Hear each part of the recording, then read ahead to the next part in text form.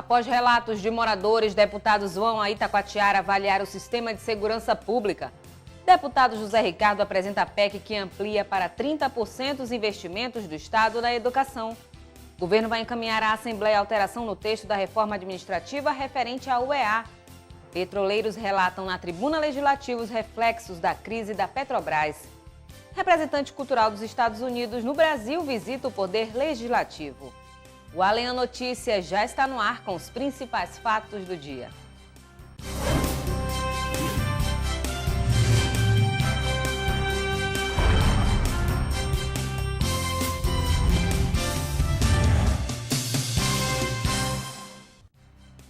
Boa noite. A insegurança e a falta de policiamento entraram em discussão no município de Itacoatiara. Moradores participaram de uma audiência pública realizada pela Comissão de Segurança da Assembleia Legislativa. Uma frente de trabalho para acompanhar as reivindicações da população foi criada. Veja os detalhes na reportagem de Adriano Castro e José Paulino.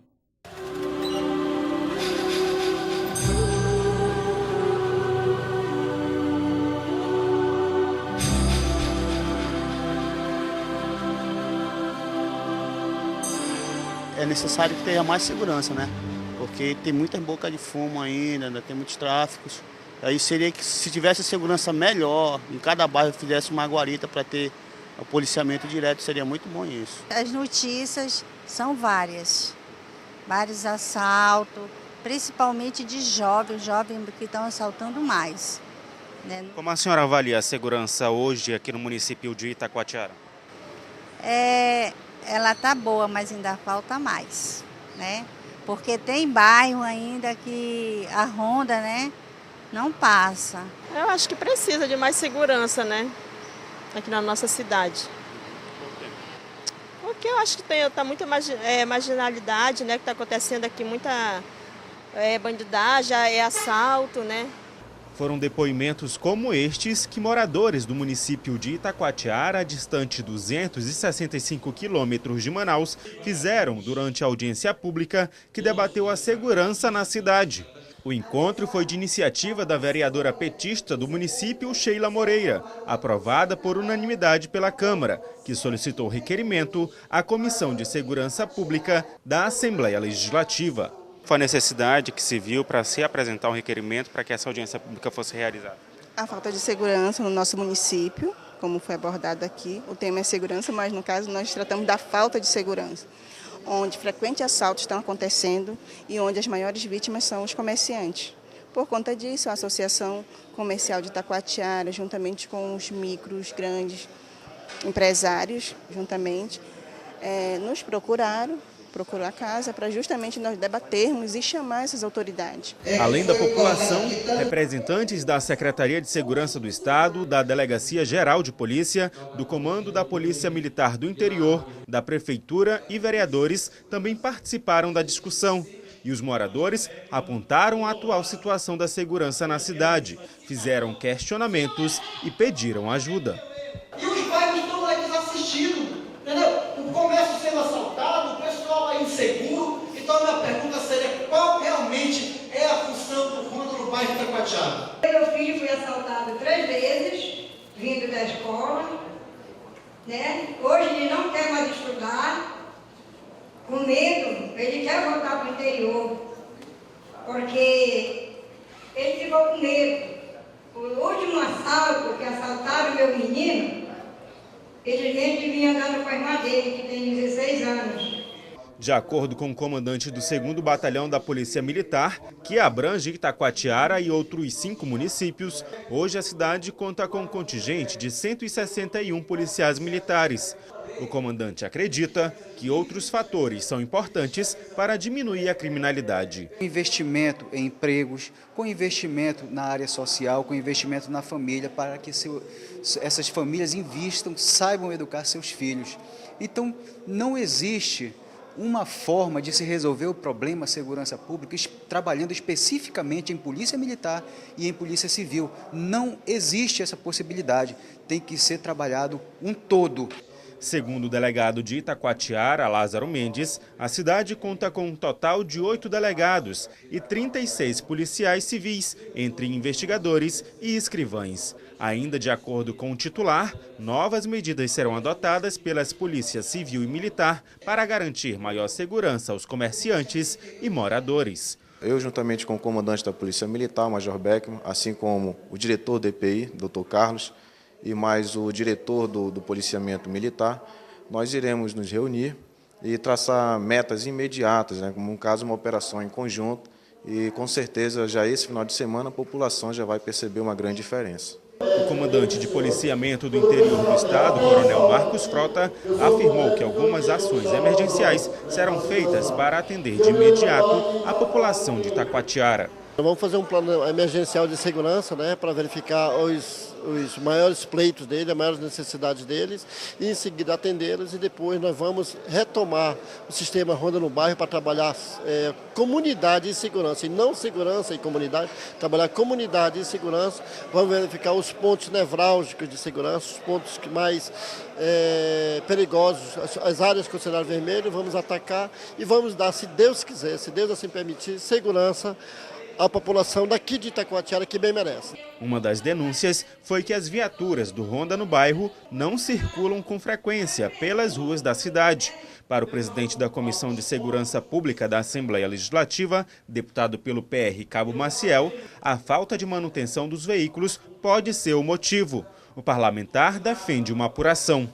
Existe um recurso destinado para uma empresa contratada pelo programa Ronda no Bairro, para que essa empresa faça a manutenção dessas viaturas.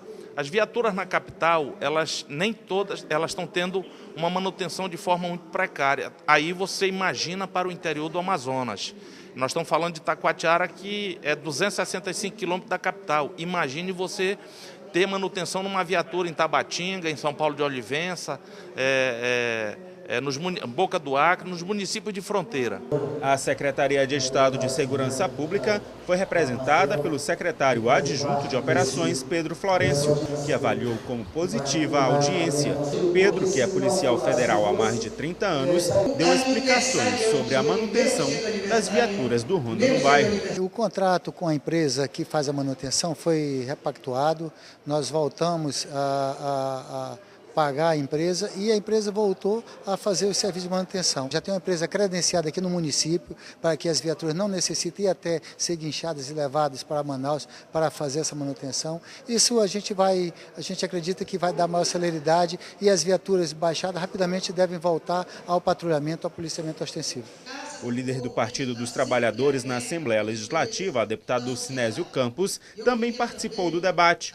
O encontro deve ser realizado com o governador José Melo e a Secretaria de Segurança Pública, juntamente com o deputado Cabo Maciel, para apresentar um relatório da audiência. Sinésio Campos falou da importância da participação dos moradores.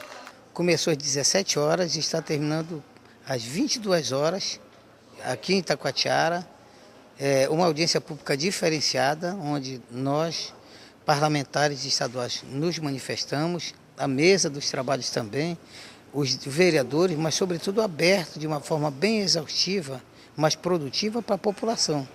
Ao fim da audiência pública, um grupo de trabalho formado pela Câmara de Itacoatiara, a Prefeitura Municipal, a Assembleia Legislativa, a Secretaria de Segurança Pública e a Sociedade Civil Organizada foi criado para acompanhar as demandas feitas durante o debate e, assim, melhorar a segurança na cidade. E na Assembleia, o deputado Sabá Reis relatou o teor da reunião com o secretário de Segurança Pública, Sérgio Fontes, para tratar sobre o problema do setor no estado. O parlamentar falou sobre a situação de Altazes e ficou acordado que a cúpula de segurança visitará o município na próxima semana.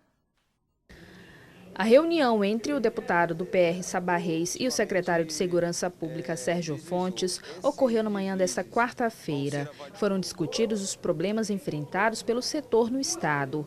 O parlamentar havia discursado na tribuna da Assembleia Legislativa sobre o assunto, destacando a visita realizada ao município de Altazes, localizado a 133 quilômetros de distância da capital, que passa por dificuldade na segurança. O TAS está precisando de um quartel decente, não tem aonde colocar mais preso, a delegacia está sucateada. Sabarrez reforçou que continuará alertando o governo do estado para as áreas que precisam de atenção. Eu sou aliado do governo, mas quem me colocou aqui foi o povo. Então eu pretendo ajudar o governador sendo verdadeiro com ele, sendo sincero e cumprindo aqui com o meu papel de deputado que defende os interesses da população. O parlamentar informou ainda que durante a reunião foi confirmada para o dia 20 de março uma visita da cúpula de segurança ao município. Foi instalada no Senado Federal a Comissão Mista de Combate à Violência contra a Mulher. O foco são as propostas de consolidação da Política Nacional de Enfrentamento à Violência. A solenidade aconteceu no Salão Nobre do Senado e foram eleitas por aclamação a senadora Simone Tebet, do PMDB de Mato Grosso do Sul, para presidente e a deputada Keiko Ota, do PSB de São Paulo, para a vice-presidência da Comissão Mista de Combate à Violência contra a Mulher. Sendo a terceira nesse modelo em funcionamento no Congresso, a comissão terá 37 integrantes, 10 senadores e 27 deputados. A propositura foi da Comissão Parlamentar Mista de Inquérito da Violência contra a Mulher, que investigou até 2012 as agressões diretamente relacionadas ao gênero feminino. O fortalecimento da luta contra a violência às mulheres, que aflige as mulheres, é fundamental.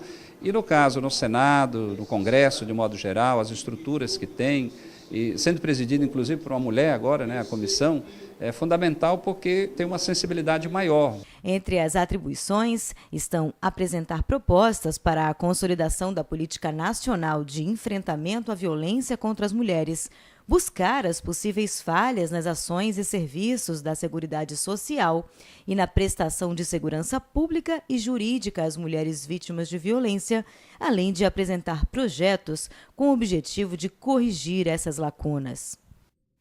A deputada pelo PCdoB, Alessandra Campelo, destacou na tribuna legislativa a aprovação em primeiro turno pela Câmara Federal da proposta de emenda à Constituição que garante a participação das mulheres nas mesas diretoras da Câmara e do Senado Federal. A autora da PEC foi a deputada Luísa Erundina, do PSB de São Paulo, e estabelece a representação proporcional nas mesas da Câmara Federal e do Senado Federal e em todas as comissões da Casa. Com essa matéria aprovada no Senado e Câmara dos Deputados, eu creio que a Assembleia vai seguir no mesmo rumo e a gente vai ter, se Deus quiser, a partir da próxima eleição da mesa, uma mulher também compondo. No Parlamento Estadual Amazonense, a comunista Alessandra Campelo cobrou a aprovação de propostas semelhantes. A parlamentar já apresentou um projeto de resolução legislativa que inclui pelo menos uma mulher na composição da mesa diretora da Casa.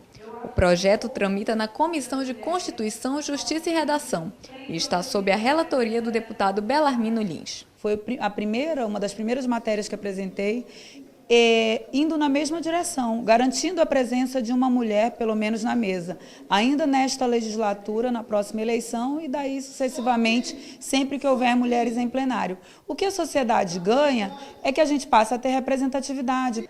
A matéria, aprovada por 452 votos na Câmara Federal, ainda deve ser votada em segundo turno. A Casa Civil do Governo vai encaminhar à Assembleia Legislativa um anteprojeto de lei que altera a personalidade jurídica da Universidade do Estado do Amazonas. O reitor da instituição afirma que a mudança no texto corrige um erro de redação que constava na reforma administrativa apreciada pela Casa. O assunto repercutiu no plenário Rui Araújo. O governo do estado deve encaminhar nos próximos dias à Assembleia Legislativa um anteprojeto de lei que promove uma alteração no texto da reforma administrativa referente à UEA. Com a nova redação, a UEA se mantém como fundação da administração indireta, porém vinculada ao gabinete do governador, para efeito de controle e supervisão de suas atividades. O assunto repercutiu no plenário Rui Araújo. Para o deputado José Ricardo, do PT, a medida é ruim para a universidade. O primeiro prejuízo seria a perda da autonomia, a autonomia de uma universidade fundamental para o desenvolvimento do nosso estado.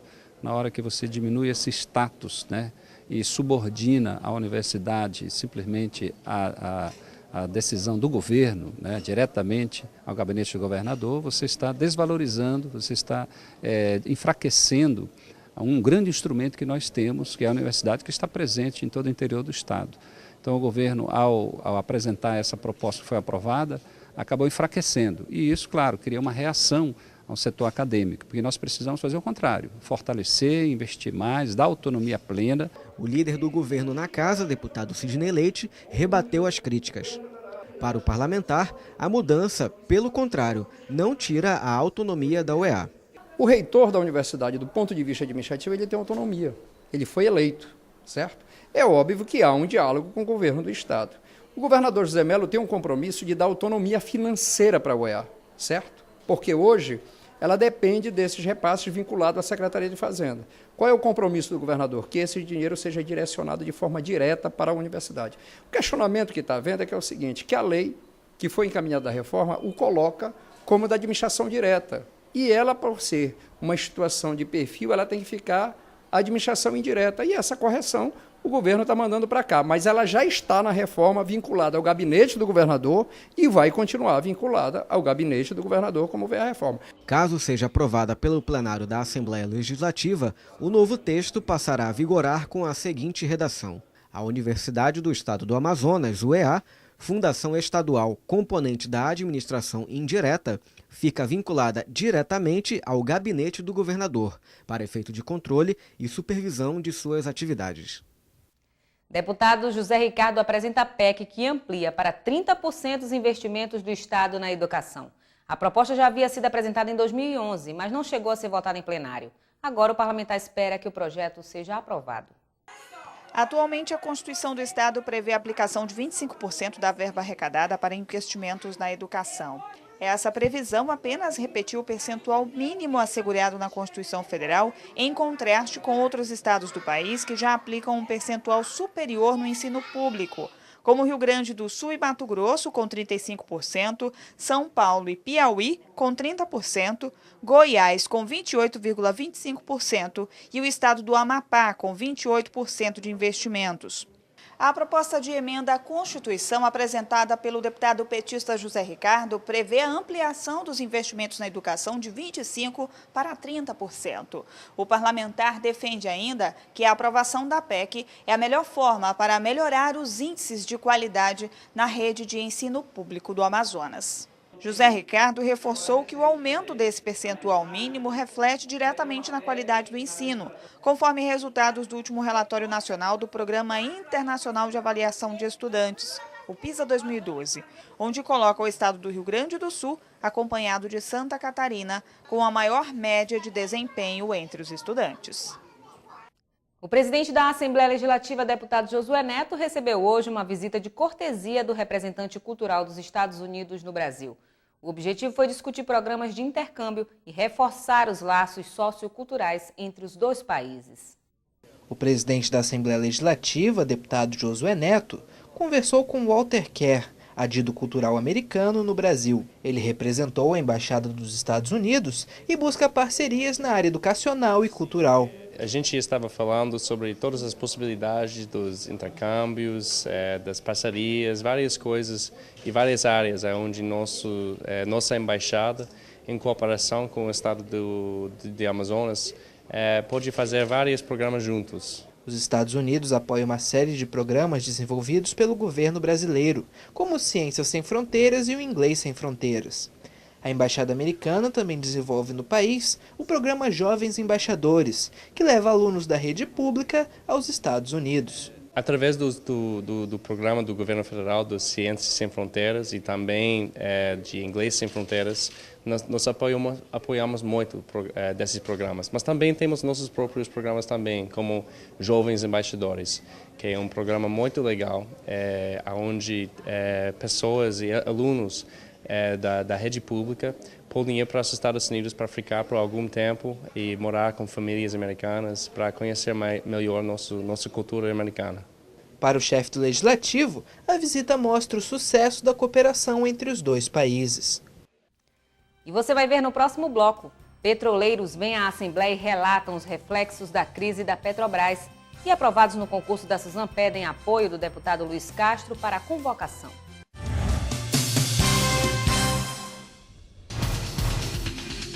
Quer saber mais sobre o que está acontecendo na Assembleia Legislativa? Acompanhe seu deputado também pelo site, onde você encontra a agenda de eventos, notícias do parlamento e muito mais. Acesse www.ali.am.gov.br. Assembleia Legislativa, cuidando da nossa gente.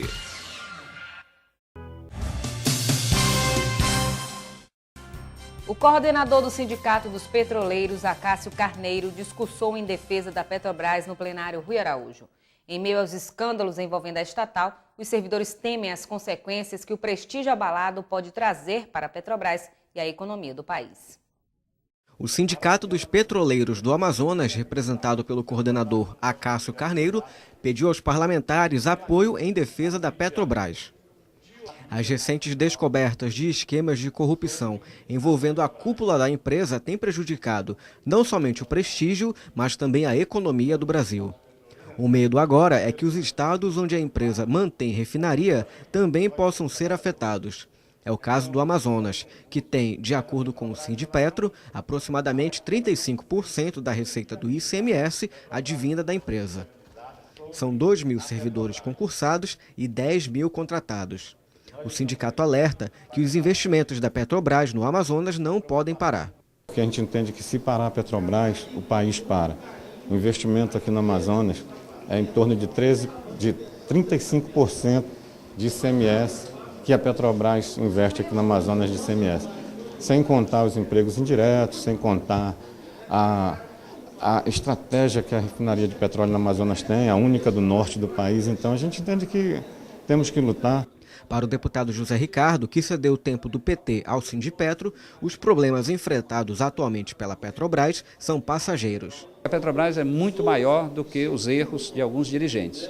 Tem que ser passada a limpo e a Petrobras deve continuar, é uma empresa muito grande, tem muita gente que tem ações da Petrobras, que acredita na Petrobras, e a gente quer também somar essa luta de fortalecimento da Petrobras, inclusive aqui no Amazonas, porque aqui nós temos a refinaria, que é fundamental para o nosso desenvolvimento, e nós precisamos nos somar a essa luta em defesa da Petrobras. O Sindicato dos Petroleiros e setores da sociedade civil organizada estão preparando um ato público a ser realizado no dia 13 de março na Praça da Polícia, no centro de Manaus, a partir das 15 horas.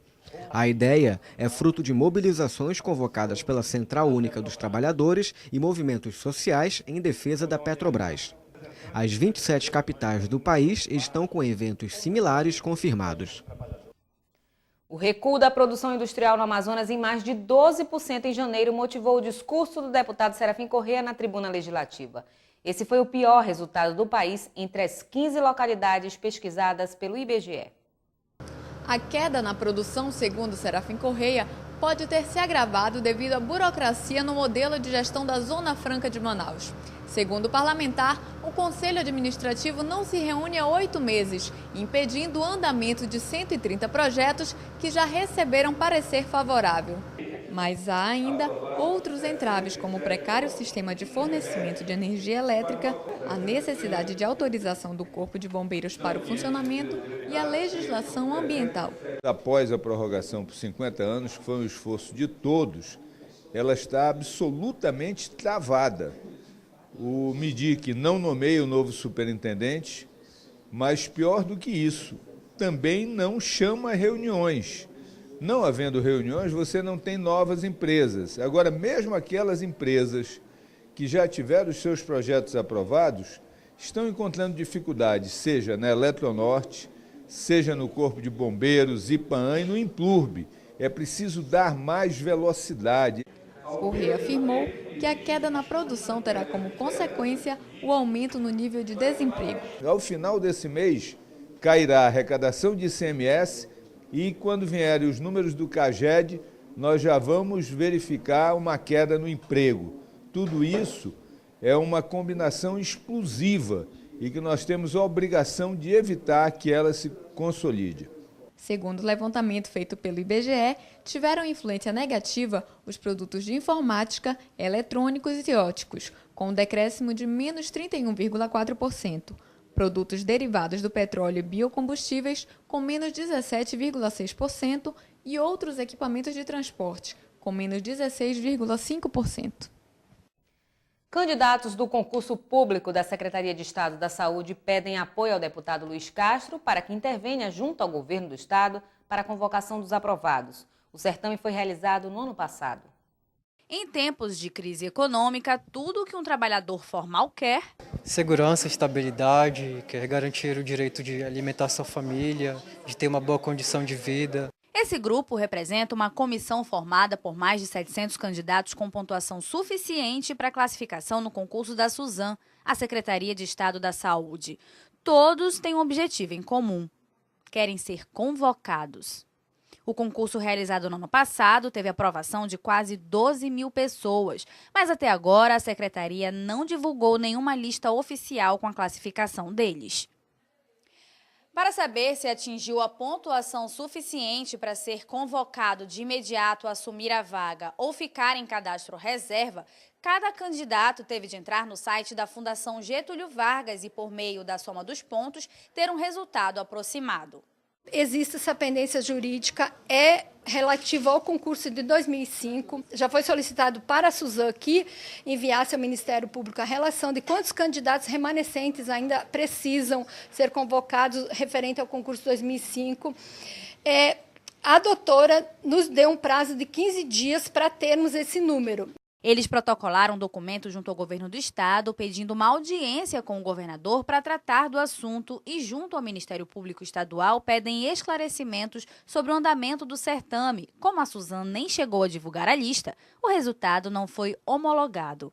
Nós vamos cobrar informações diretamente da Suzan e da Casa Civil sobre o cronograma de divulgação do resultado final do concurso da Suzan, que é uma falha de origem. O edital não diz quando vai ser divulgado o resultado final.